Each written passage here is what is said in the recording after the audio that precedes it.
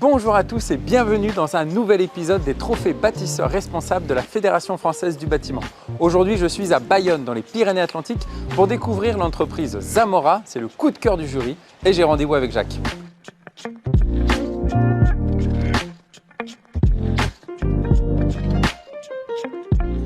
Jacques, un grand merci de m'accueillir dans cette si belle région.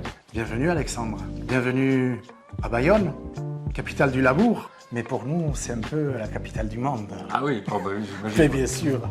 Bon, on ira visiter Bayonne ensemble tout à l'heure. Bien sûr. Quelles sont les activités que vous menez ici? Et nous sommes une entreprise spécialisée en restauration du patrimoine. Nous travaillons à 90% en centre-ville de Bayonne, en secteur sauvegardé. Nous sommes spécialisés en maçonnerie, taille de pierre et enduit à la chaux. J'ai une équipe de 10 à 12 compagnons avec moi. J'adore mes gars. Et ça se ressent, je crois.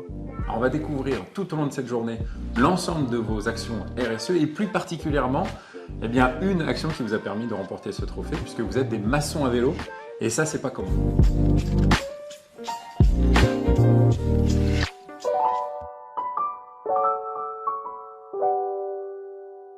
Alors Vanessa, vous êtes chargée de prévention et puis dans vos missions il y a la notion de formation, c'est vraiment un axe central pour l'entreprise? Alors la formation est effectivement un axe primordial des politiques d'entreprise de la SARL Zamora. Former les gars aujourd'hui pour les monter en compétences, pour les garder à un niveau de performance, c'est primordial. Alors comment ça s'organise? Est-ce que tout le monde participe aux formations? Ça marche comment? On les forme en interne, ça c'est une spécificité. On a choisi, les gars ne sont pas à l'aise en allant à l'extérieur, donc on fait venir les formateurs ici. Et ils font tous la formation en même temps ici. Les gars ont pris conscience que ces formations, c'est avant tout pour eux. Parce que nous, il ne faut pas se le cacher, c'est quand même un manque de production à la base. Oui. Mais par contre, en fin de compte, on s'est aperçu qu'on a un retour magique. C'est que très peu d'accidents du travail, pas de turnover, pas d'absentéisme. C'est gagnant. Vie, quoi. La belle vie.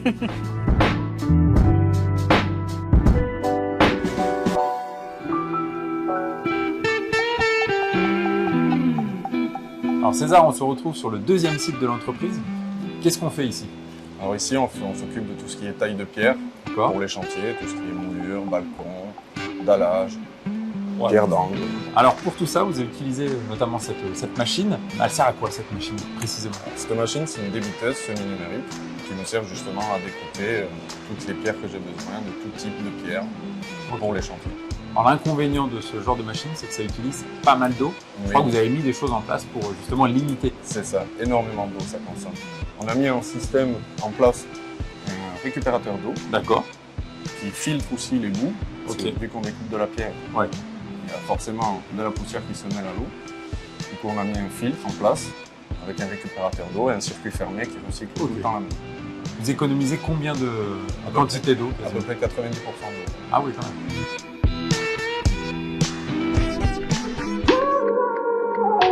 Ah bah Jacques, les voilà, les fameux vélos du maçon. Voilà nos vélos.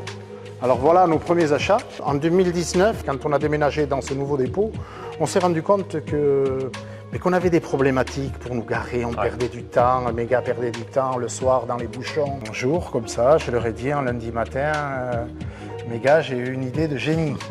Ah bon? J'ai envie d'investir dans des vélos. Mais bon, si j'achète des vélos, vous allez les utiliser, non? Et ils m'ont dit, mais ouais, pourquoi pas? Bon, alors on en a acheté 2. Puis comme je voyais que le matin, ils avaient du succès, les 2 vélos, là, on en a acheté 3, puis 4. Puis après, on s'est dit, bon, on a un problème quand même avec l'outillage. Donc on a investi, du coup, dans ces 2 triporteurs électriques. On peut les charger jusqu'à 120 kg. Le gars prend son marteau-piqueur, ça rallonge ses outils et il se gare en pied d'échafaudage. Vous comptez en racheter plusieurs? Ah oui, on en a un 3e en commande et je pense qu'on va, on va agrandir notre flotte de véhicules utilitaires. Attention. Alors Bastien, toi tu as connu la société avant les vélos, maintenant avec les vélos, qu'est-ce que ça a changé dans ton quotidien? Les vélos, tout simplement, c'est une question beaucoup de pratique. Ouais. Parce que le matin, on arrive, on part du dépôt, on charge le triporteur, les autres nous suivent à vélo. On arrive au chantier, on se gare en bas, pas besoin de se poser la question qu'est-ce qu'on fait du camion, où est-ce qu'on va le garer, pour trimballer les outils. Ouais. Donc voilà, et puis le soir, pareil, on descend du chantier, les vélos sont en bas, on n'a qu'à partir. Voilà, l'hiver il fait un peu plus frais, on se couvre, et puis l'été, on est content, on rentre à vélo au bord de la Nive, il fait bon. Bon, vous avez gagné en sérénité. Voilà, exactement. Oh, c'est quand même agréable, hein, Jacques. Mais oui, regarde un peu comme c'était agréable. On va en C'est profiter. même ludique de travailler comme ça là.